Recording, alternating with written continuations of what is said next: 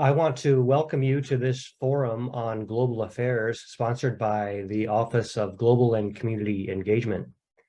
My name is Scott Hendrickson, and I am Associate Provost for Global and Community Engagement of Loyola University Chicago. Thank you for joining us today, and we look forward to inviting you to other similar presentations connected to today's presentation, as well as to future speaker series sponsored by Global and Community Engagement as part of our ongoing Forum on Global Affairs.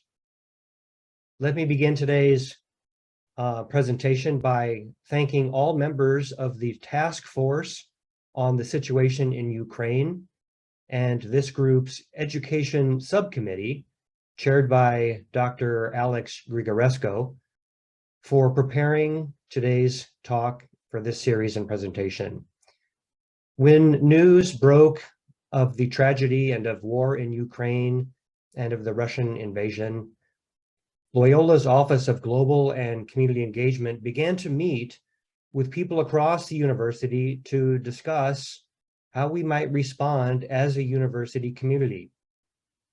I especially want to thank Dr. Emily Anderson for sharing her grave concerns with us at the earliest hour and for helping us better understand the situation of our university partners at Ukrainian Catholic University. So at this time, I would now like to invite Dr. Anderson to introduce today's talk and to present our friends and colleagues from Ukrainian Catholic University.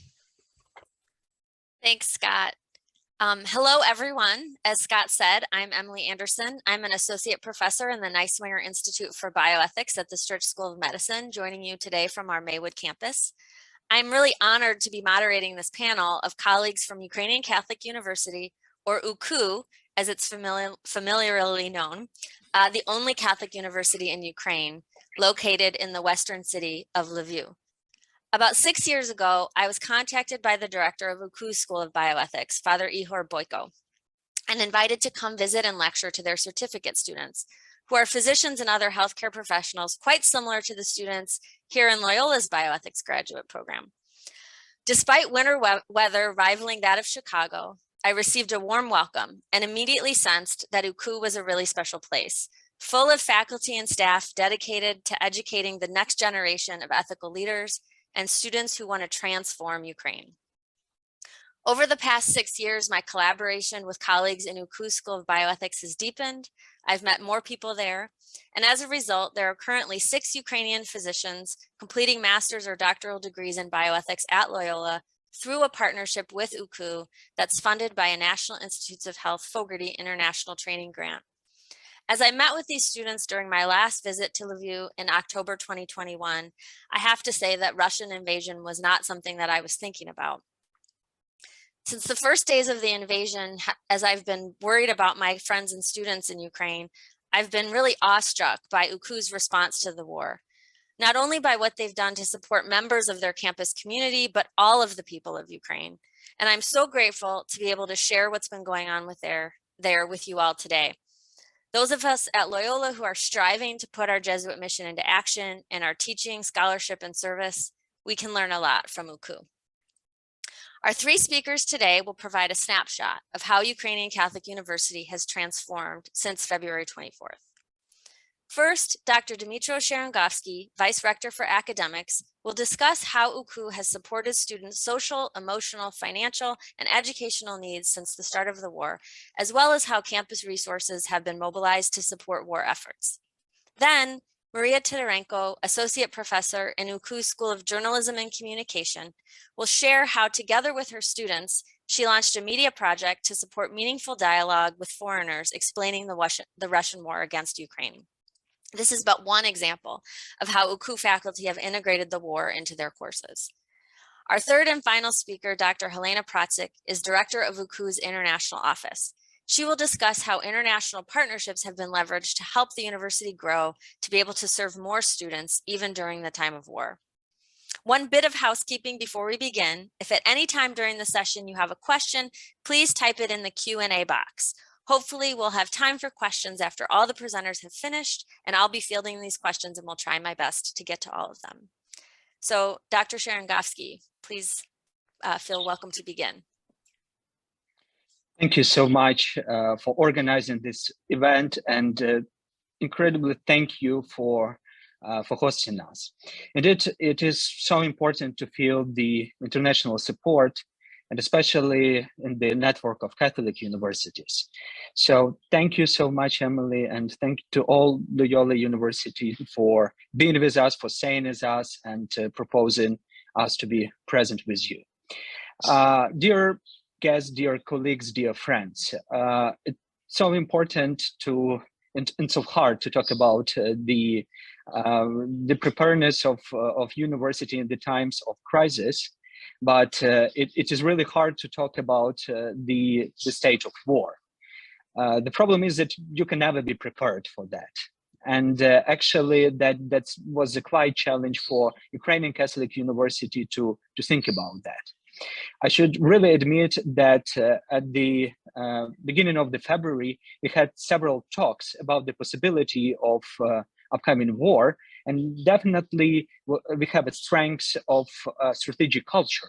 So we were building and trying to build a few and several scenarios of how the university can actually act. And frankly speaking, we had the so-called red scenario for in case of the full-scale war, but we were all skeptical about that. We were thinking about some humanitarian probably crisis. We were thinking also about the financial challenges, or even about the cyber attack. However, to imagine war in 21st century, that was too much for us. But nevertheless, we had these scenarios, and the strategic thinking and preparedness can help us a lot. So at the first days of the February 24th, I definitely remember this day of having a call from my mother and yelling and crying in the Falcon, saying, "Get up, we have a war." And frankly speaking, I didn't recognize what is going on.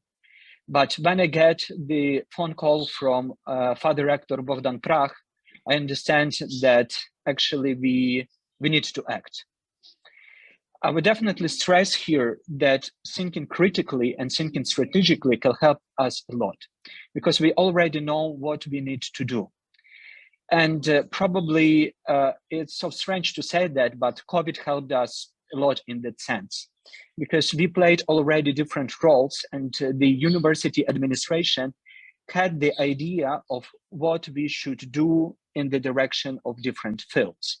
So we already know the place where we should gather. We already know what we need to do. We already had our resources that were spent in order to preserve the security. And actually, our first and most important task was to keep security both for our students, for our faculty members, as much as we can. So we never imagined at February 24th, what will be the outcome, how long we should actually fight, and could it be possible at all to keep university as the community. I am even not talking about the classes. I am not talking about some lecturing. I am talking absolutely about the security of the whole community, so security of people. And actually, when we come and sit in the one room and say that it happens, the only thing that we had to do is thinking what we can do for our students, what we could do for faculty members. So our previous plan was definitely about the strengthening the physical security, strengthening the financial security, but also strengthening the cyber security. Our main principle was to help everybody and to serve everybody in the community. I definitely remember the second and the third day. And you can imagine what does it mean to see frightened eyes of students trying to help them, at least trying to calm them, because you can't smile at that period. You can't smile. That's impossible.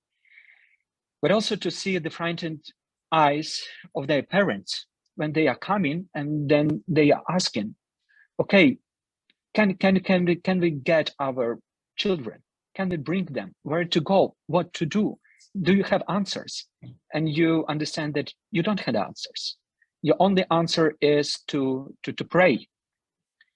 That's very horrible feeling that I try to tell you right now, but actually that was happening.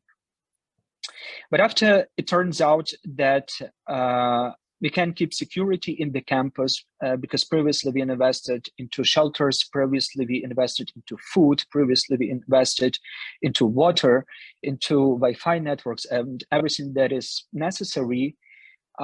We thought that we as a community could do something more. We don't have the safe place in Ukraine, and even being located at the city that is only 40 miles from the Polish border, from the EU border, nevertheless, we had 6 missile strikes in Lviv that killed 7 people since February 24th. And we have 13 missile strikes in the Lviv region that killed more 20 people. So we are not in the full security there. But nevertheless, luckily, and with the God's praise, the campus was pretty secure.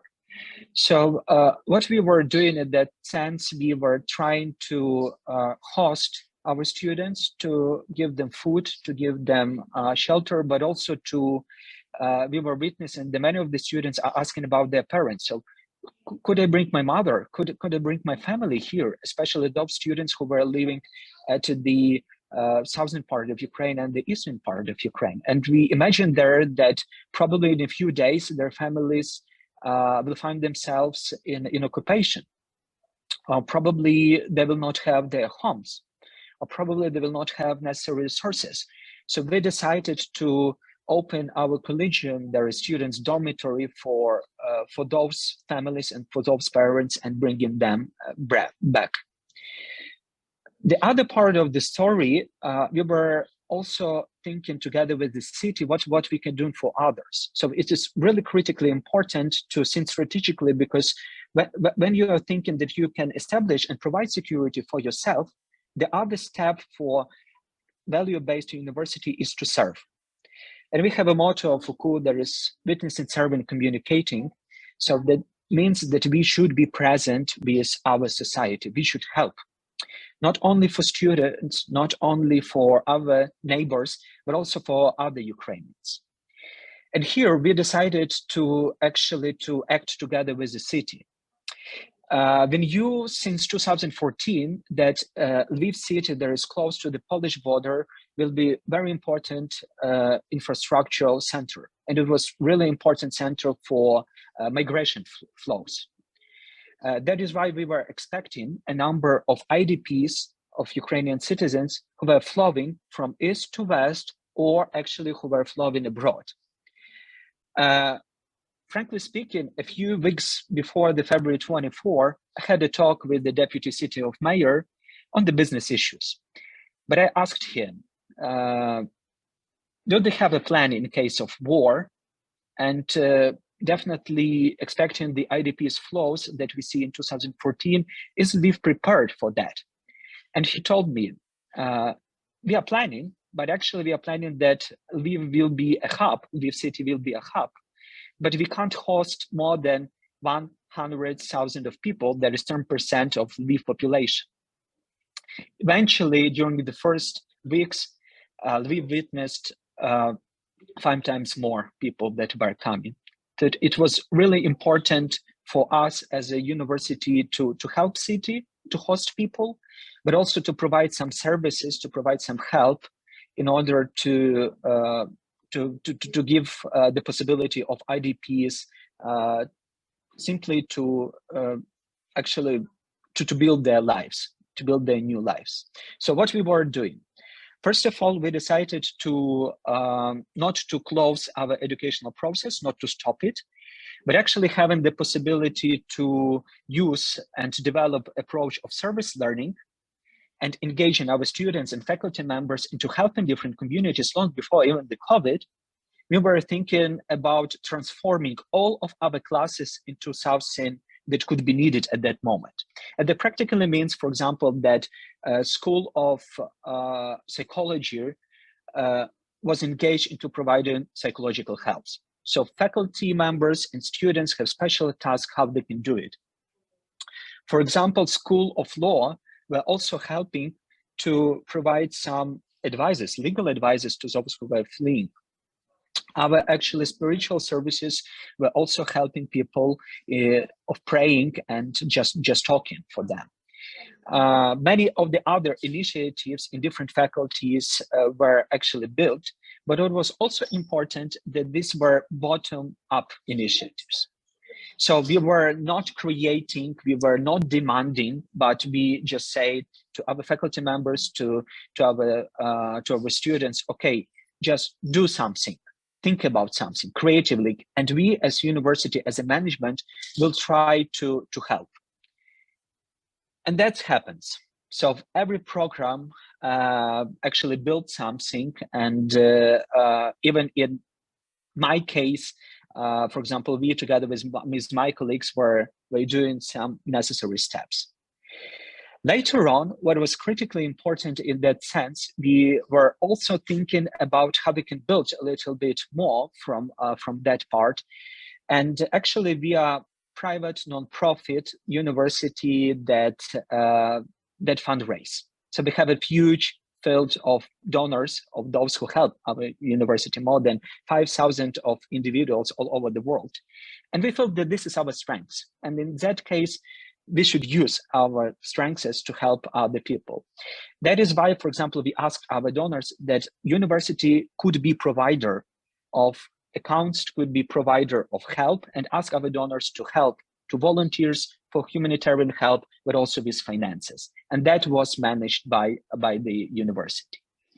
And finally, third important issue was not staying calm. So that is why we initiated a number of different international initiatives with our partners, and not only with partner universities, but also with all who have some connections with us, talking about what is going on in Ukraine, helping them to understand what is going on, but also not to keep silent, talking about Ukraine, addressing to their governments, and being staying with us. And here, by using that opportunity, actually several important initiatives created as a network of solidarity, as UKU, volunteers, team, and all the other initiatives that probably my colleagues will be talking about. So to sum it up, I would like to say that in this critical moment for university is so important to have the strategy, but also is so important to talk with people, to come to people and listen to people. That is the real strength that you can bring into that process. Thank you so much. Thank you, Dr. Sharangovsky. Now, Maria Titarenko will share an example of service learning and how she transformed one of her courses. Thank you, dear Emily. Is my PowerPoint there? Yeah, great. Dear colleagues, partners, friends, my name is Maria Titarenko. I'm Associate Professor of the School of Journalism and Communication at the Ukrainian Catholic University. And here I'm also presenting the project. I am a coordinator and I am a co-founder of which is Post to Stop War in Ukraine. And first, I want to show you some examples how we integrate war into our activities, into our courses. And that you can see here are posters, and that is the current exhibition of posters which takes place at our campus right now in Sheptytsky Center. So it's available for public. Those are 31 posters about the war made by our students. They did this task within the course of graphic design at our School of Journalism and Communication. Some of them, as you can see, are translated into English, some not. And those posters go along with texts written by our students. Those are essays, diaries, and prayers for peace, for victory. And those texts were written within my course I'm conducting, entitled Creative Writing. So it's available, and that's also our connection to the topic of war. But probably the brightest example and the unique case we will for sure we will take for our students to discuss on. That's our case of Anastasia Bakulina, who is our graduate from the program of journalism at our school. She is a founder, and she launched a social media project called Svidomi. Svidomi we may translate as conscious. So that's a wonderful project for the target audience, which is youth. And they have 250,000 followers in Ukrainian version. And here on the screen, you can see their English version. They launched it recently, so they have only 53,000 followers, but it's a lot, believe me. And her master's degree thesis was entitled as such: Ukrainian Journalism and Information Resistance in the Conditions of the Russian-Ukrainian War, the Example of the Online Media Svidomi. So you can see how our students can overlap their dream, because it was her dream in life to launch such a media. And her academic life, her academic routine, and her master thesis with practice, with journalism practice, and how it works. So that's one of unique, actually, examples. And here you can see the menu of different topics of a master's degree thesis and of different projects created by our students this year after the full invasion started in February. And some of them are academic works, and some of them are project in journalism.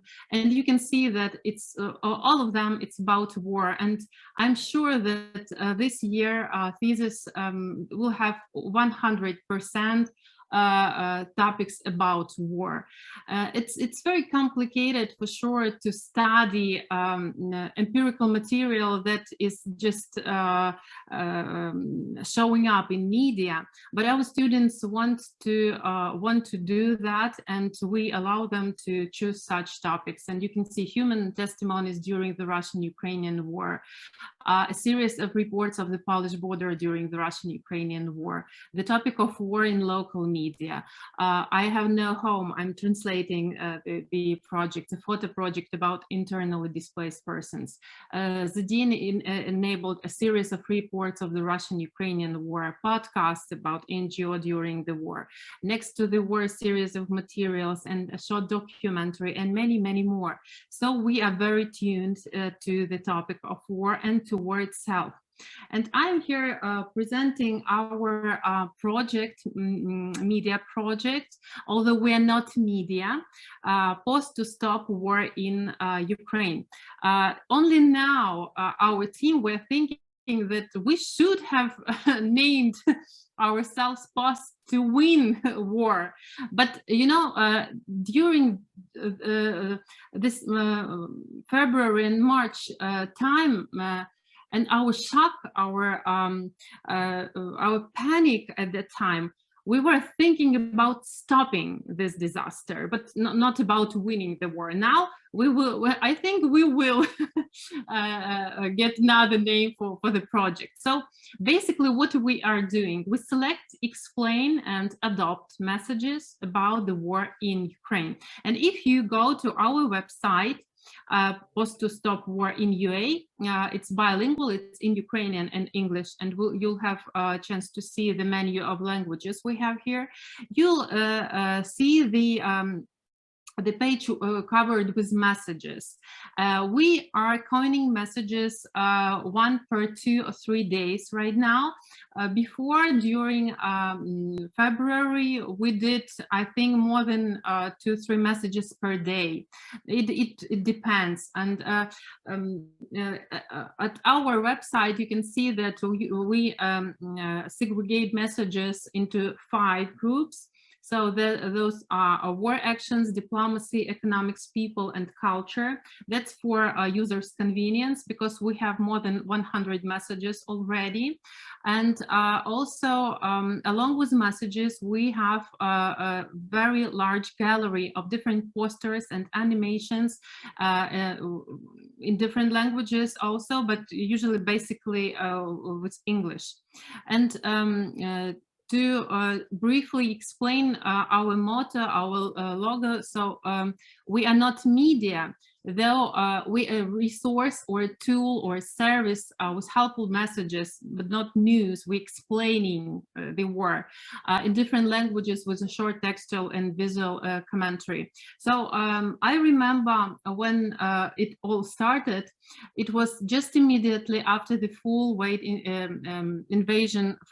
invasion of Russia, when my colleague Alexei Molchanovsky, who is head of the master program of computer science at the school, called me and he asked, "Maria, what are you doing right now?"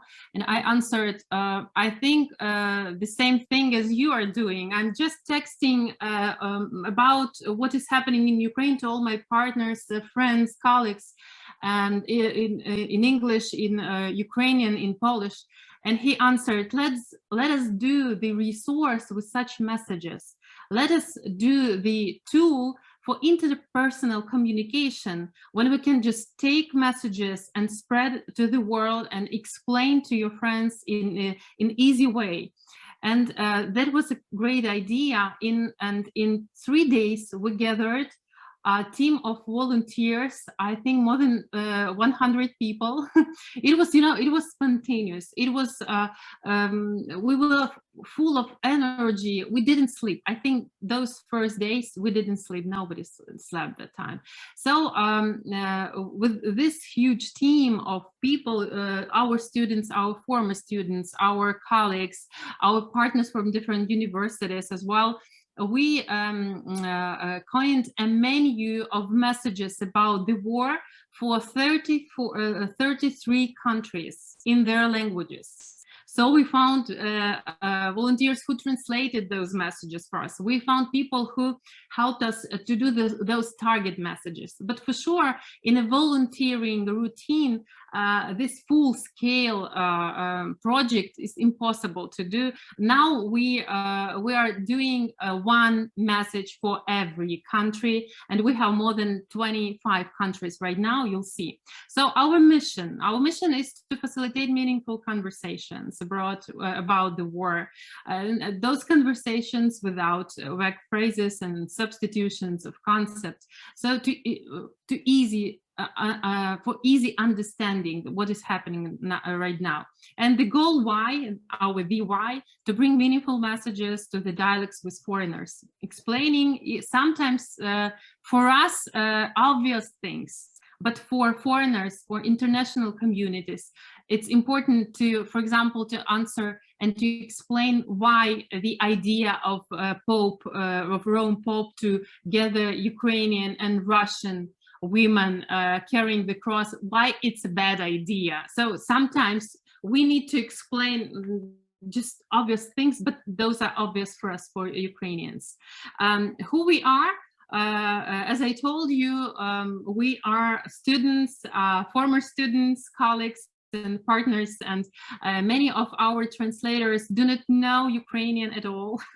They translate from English language message, from the message translated into English, and those are bilingual, or those are native speakers of different countries who are friends of our friends who are friends of our friends. That's how it works usually. So here you can see how many languages we have.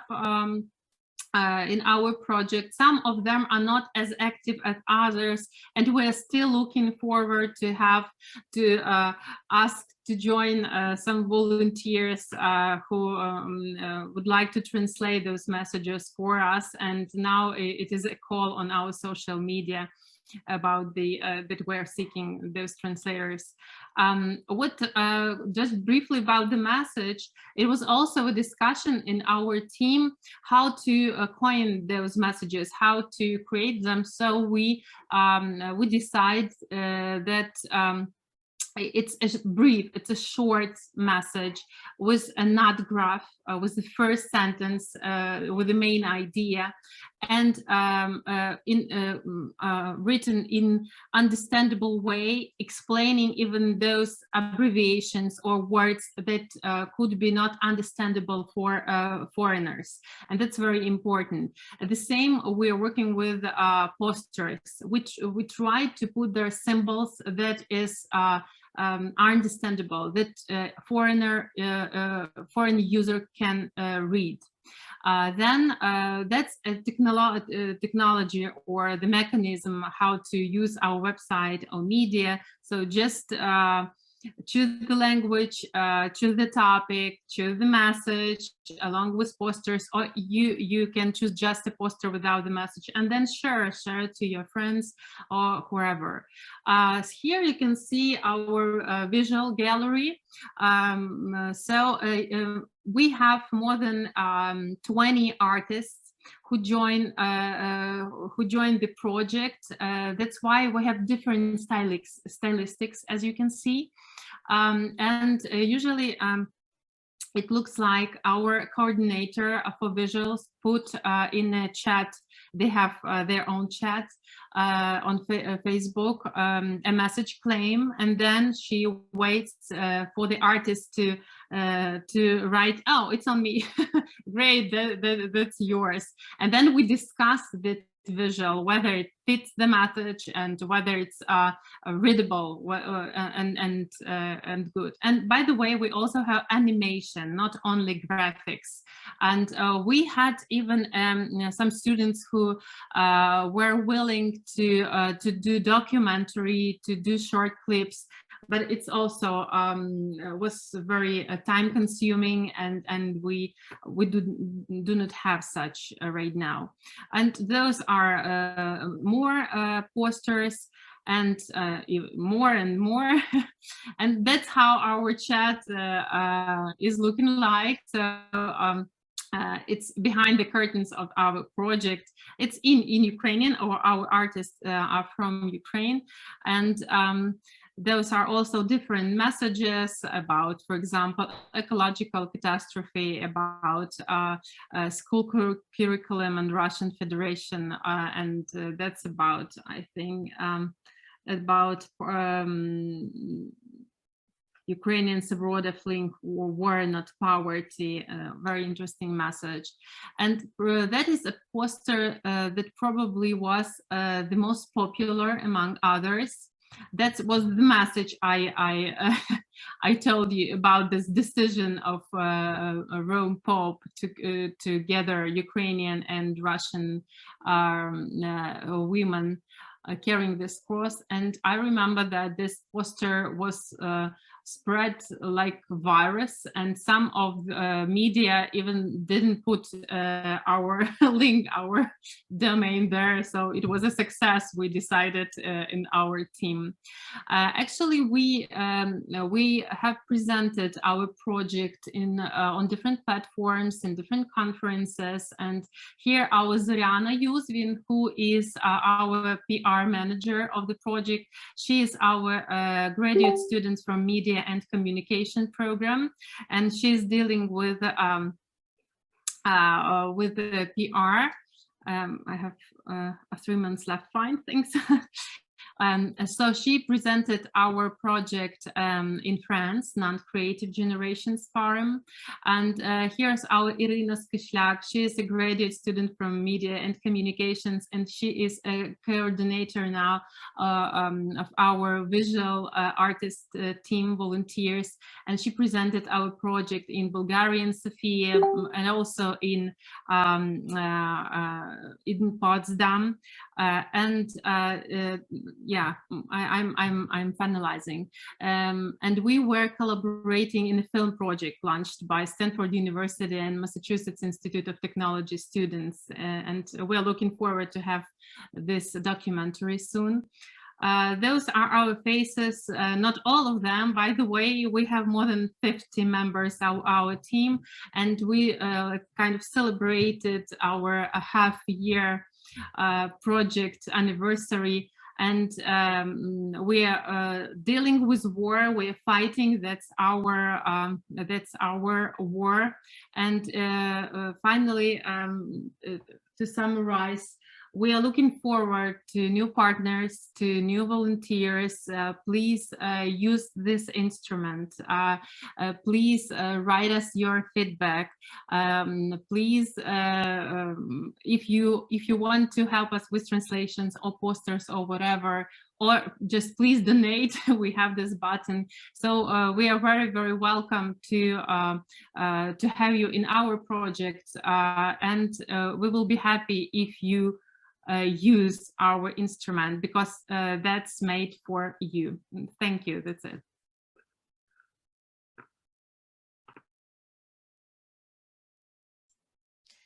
Thank you, Maria. This project and the scope of it is truly incredible and inspiring. Our third and final speaker is Dr. Helena Praczyk, who's director of UKU's International Office. Thank you very much, Emily, and thank you very much, dear Loyola friends, because it's a true honor for me to be with you today, and also to have this possibility to witness actually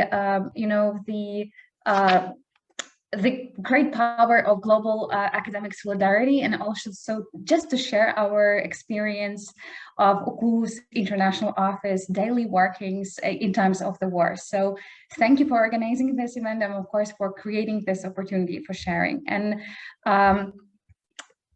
so we know ourselves only as far as we have been tested. And this line is very, very famous, because most recognize this line with a poem by Nobel laureate Polish writer Wisława Szymborska. And for me personally, this line became a symbol and a credo, and a credo for the entire team of the International Office.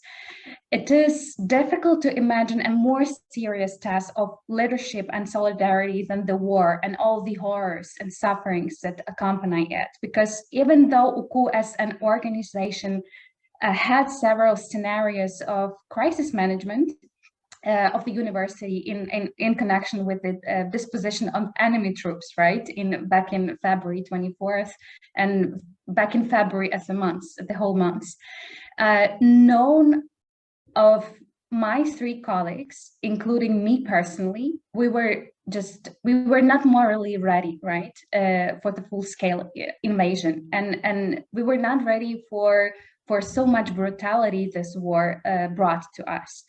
And we did not believe actually that this day of the war would ever come. And however, on February 24th, the entire team of International Office, we all woke up to the horror of the terrifying reality, and against all the odds, we really tried to be and to remain, first of all, calm, and of course to remain positive and even express enthusiasm that is contagious, for our students, for our community. So we instinctively wished, that every member of our team become just released from their fear by being busy helping others, and of course by making positive and efficient productive decisions.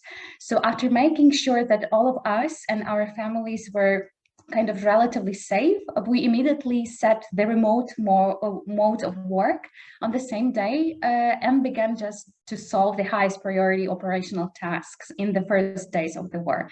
And all of our resilience throughout the war was made possible actually by teamwork. So the faces you now see on your screen actually have become the real warriors of the international academic front, although each in their own way. So with the war outbreak, making UKU appeals heard and fostering solidarity among our academic partners was among the first tasks and duties of the entire international office. And with crisis communication in times of hybrid and information war, it was also important that our universities respond and stand are both considered but also swift, offering leadership in the form of official statements and appeals to our partners all around the world. So it was very important for us not just to maintain a simple communication, but build another bridge of trust by sending daily appeals as evidence of our resilience, our indomitability, right? And our great confidence in global academic solidarity to fight the aggressor. So UKU community actually took an active position, and we used all possible global academic platforms such as International Federation of Catholic University or Federation of Catholic Universities in Europe, or European Association of International Education, etc. So to testify about the real threat, about the consequences of the Russian invasion for a world order, for the security of academic community. And we as international office have been communicating with just dozens of our partners from many countries, and sending emails with detailed explanations of the situation to more than, I think, 700 addressees daily. So it was a tremendous work done.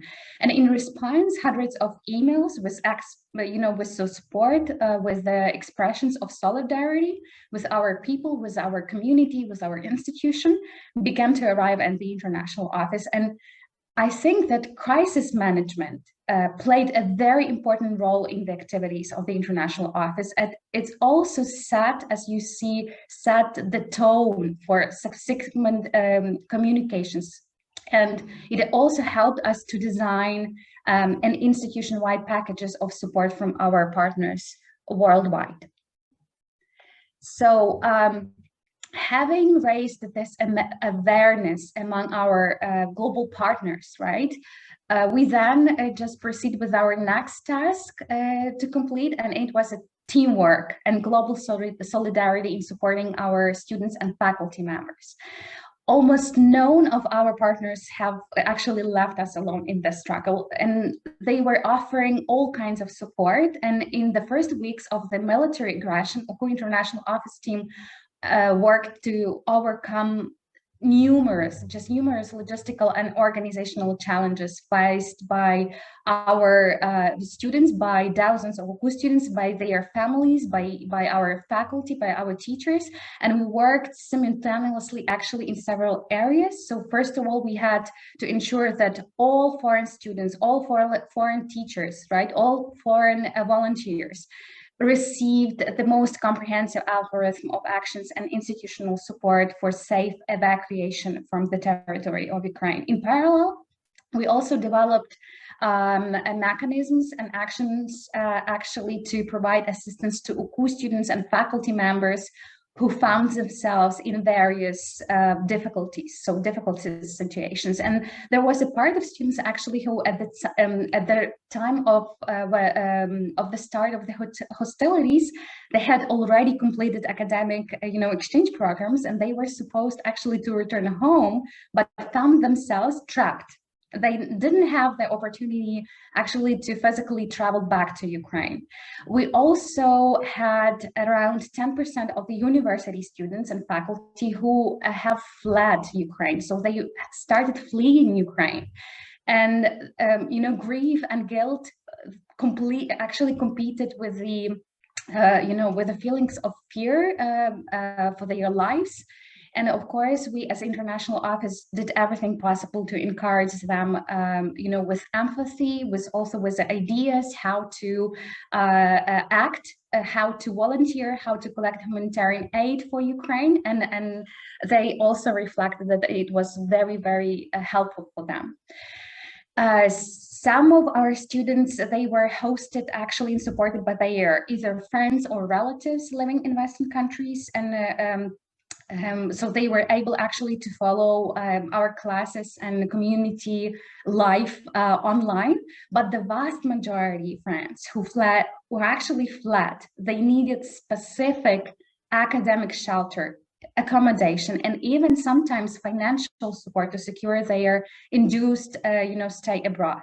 So responding efficiently and meaningfully to immediate support issues was critical for our team, and as was actually taking a more considered approach to coordinate our appeals and needs across our partners, of course, abroad.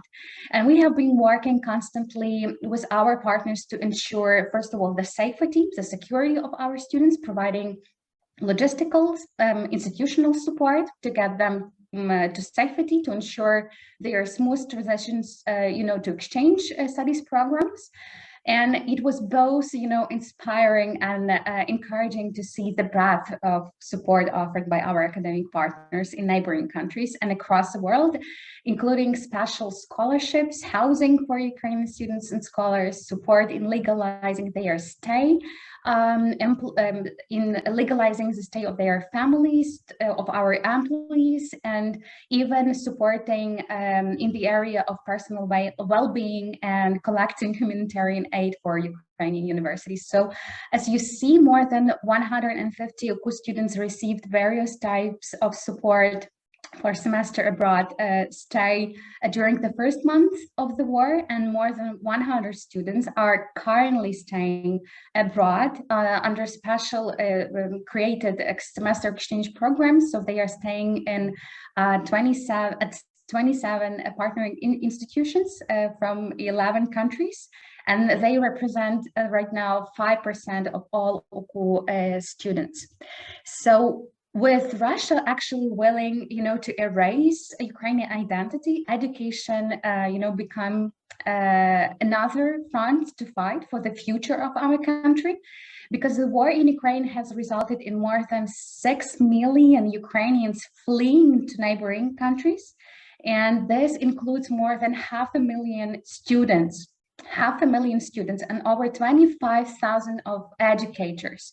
So this causes the massive challenges for Ukrainians' restoration and for the continuation of the academia and continuation of the Ukrainian higher education sector in general, because potential massive brain drains, broken networks and linkages, among society, potential loss of talented Ukrainian youth who start their early professional lives outside of Ukraine with a high risk even not to return back to Ukraine. So all of these are just very, very scary scenarios for Ukrainian institutions right now.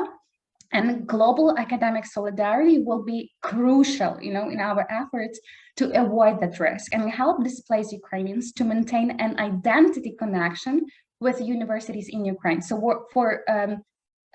in UKU, for example, we launched an initiative of the Network of Solidarity and Strategic Partnership with our university, which actually is aimed to help Ukrainian students and faculty to receive meaningful international experience at the best world-class universities, while at the same time remaining a student of UKU. And our team have conducted hundreds of online meetings with our valued partners from Asia, Europe, America, and also offering different kind of types of collaboration, like curriculum sharing, scholarships, research, and adaptive curricula. So what does actually each of these particular collaboration means? For instance, curriculum sharing initiative, we launched kind of under this particular strand, we launched different kind of partnership projects anticipating first of all, open and free access to online courses. For instance, DePaul University in Chicago, they open more than 100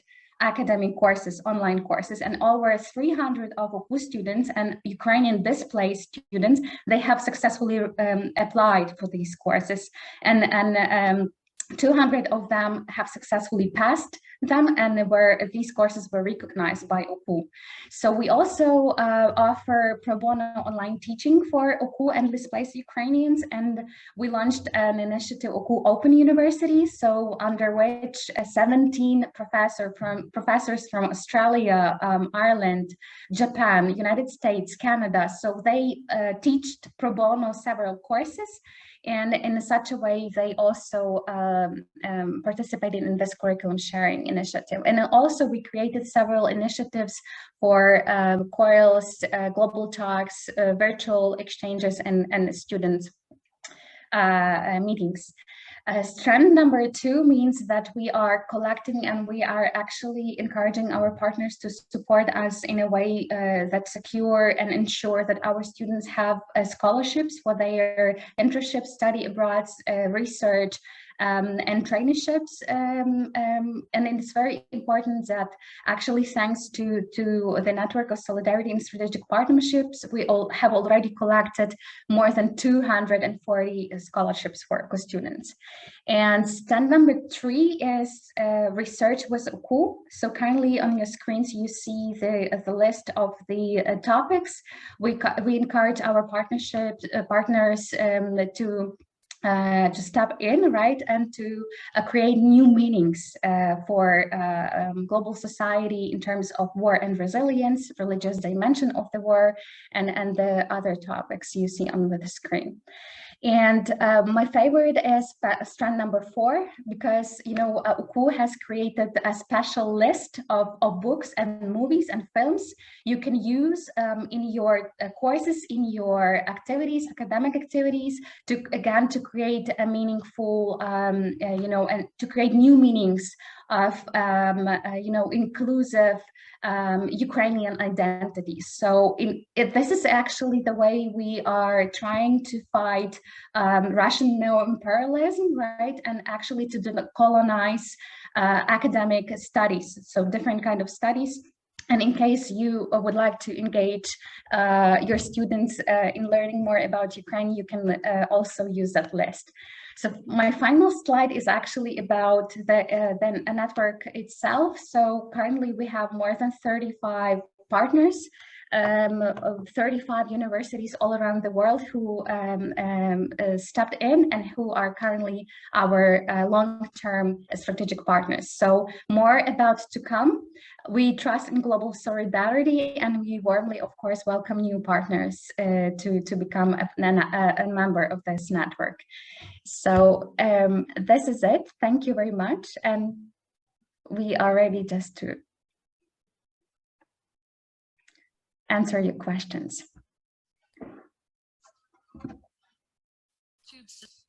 Thank you so much, Helena. You know, as I was watching, I was thinking about how, you know, especially in the early days of the war, so many of my friends and colleagues who knew that I had a relationship with a Ukrainian university just assumed that everything had stopped, that the university had closed, that students weren't attending class anymore, that no one was teaching, that education had become, you know, a lower priority for people. And it's so quite the opposite of that, right? You're not just surviving, you're thriving. And I really take to heart your comment that education is another front on which to be fighting the war. And I've seen in my own students, and, you know, heard from other people that it's the dedication of Ukrainians to educational pursuits has only grown with the war. So the work that you're doing is really remarkable. Oh shoot, I'm getting an interruption. I don't know if others can hear it. We have a problem on campus. Okay, it's gone away. The first question I have, and I want to also encourage folks to put questions in the chat box. We do have a few more minutes for questions. that, you know, in the US, there's so much focus and discussion right now about supporting the mental health of students. And I wanted to ask for maybe a little more specifics about what's happened at UKU to support the mental health needs of your students and your faculty and staff as well.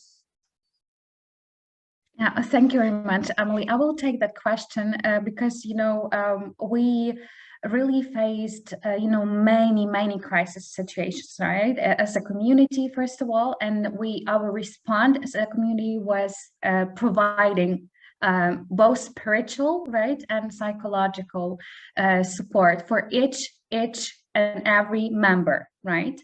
And for that purpose, you know, as Dmitro already mentioned, so our School of Psychology, right, our pastoral center, so they created special initiatives actually for, you know, for our community members, and it's called Poradnya. So it's kind of, we can translate it as advisory center, right? Actually, all of our master students, all of our teachers and masters, I mean, students majoring in psychology, so they were engaged in these activities. But I must admit that the best way, actually, the best way of supporting each member of the community was actually physical gatherings. When we gathered together, when we were I don't know, distributing humanitarian aid, when we were sorting this humanitarian, when we were doing something with our hands, right? So when we were stayed together, for instance, at Sheptitsky Center or at a Collegium place, and we were just doing a kind of different of tools for our army. We were cooking food for our army, right? We were hosting refugees who were coming from east of Ukraine, right? So we were even just providing them with night places. I think that was the best way of releasing fear and releasing our stress. So doing something is very important. Yes, and you just fearing, yeah. Yeah, and you've certainly provided a lot of opportunities for action, and I think that's, you know, that's very clear from what that was crucial. Praying and doing. Praying and doing, yeah. And I will add some words that this, you know, synergy, this mutual energy of this gathering, it's very important. And I remember when in June we had our thesis defense, and our students put on the first slide of their presentations, they all put our gratitude to Ukrainian armed forces. That was something amazing, you know, and sometimes we started our defense just from the minute of silence, and that's all those details. Yes, it's also a mental support, not only professional. We need to know that sometimes even just a great word or just hugs, or yes, that's hugs. powerful too. That's our language of communication during war. That's a communication of love, of support, of empathy. That's probably the most important things. We need to be together. We need to fight. We need to have this strength here, and that's our way to our victory. When we are optimistic about that, we all believe in victory. That's our point. Sorry, Emily, mute yourself, please. Sorry, having trouble multitasking. There's one question in the Q&A that I saw you had started to respond to. Someone asked about, you know, pre-war. I'll kind of rephrase the question a little bit. Has there been educational exchange between Ukraine and Russia? And you know, what was that relationship like at all? Did you have relationships with Russian universities? And just if you could comment on that. I will start answering to that question as well. So starting from 2014, when the war actually began, right? Because it was the first time Russia invaded Ukraine and occupied Crimea and a part of Donbass, right? So we stopped actually all of our academic ties, collaboration, communication with Russian institutions, with Russian organizations, and that was kind of, our, let's say, a package of sanctions, right, from our side. I know that, as you know, many Ukrainians, many Ukrainian higher educational institutions, they are very much, kind of integrated together with Russian institutions. It was very difficult, actually, to stop collaborating with Russian institutions. However, after February 24th, all of Ukrainian institutions, they stopped collaboration with Russian institutions, and moreover, we made a special statement, a special appeal to our global partners worldwide, just to do the same, to stop collaborating with Russian institutions and to make this kind of a step and show your moral authority, right, to name the aggressor. And we were kind of, successful in that action. So almost all of our bilateral partners, they stood in solidarity with us and they stopped collaboration as well. Thank you. Well, we're right up at 1 o'clock, and so I want to thank everyone for attending, and particularly our colleagues from Ukrainian Catholic University for sharing your experiences. If anybody wants to know more about Ukrainian Catholic University, you can find me. I want to also, as Father Hendrickson mentioned in the introduction, this panel is part of a forum on what are we learning from the war in Ukraine, and we have a few more upcoming sessions. The next is on October 26th, which is a Wednesday at noon. There is information about how to register for that in the chat. It is on refugees and how the war in Ukraine has affected Western policy. This is moderated by my colleague, Dr. Mark Kashevsky, director of the Neiswanger Institute for Bioethics, and featuring Dr. Catherine Kafka-Waltz from the law school, who's an expert on immigration, as well as one of our Ukrainian bioethics students, Dr. Vladislava Kachkovska, a rheumatologist who was temporarily displaced by the war and living in Poland as a refugee and treating Ukrainian refugees using her talents as a physician. So I hope everyone there can join us. And thank you, Maria, Helena, and Dmytro had to leave us. Slava Ukraini. Heroям slava. Emily, thank you so much, to the entire team of Loyola University, just for showing this solidarity with Ukrainian people, with Ukrainian, community, and also with the community of Ukrainian Catholic University. We are truly blessed to have such partner as you are for us.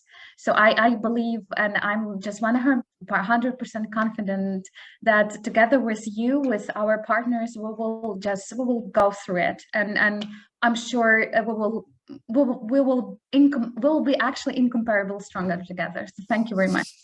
And we will win. We will win, for sure. Win. Yes. Thank you so much. Goodbye, everyone. And thank you, everyone, for attending. And we look forward to seeing you at future seminars.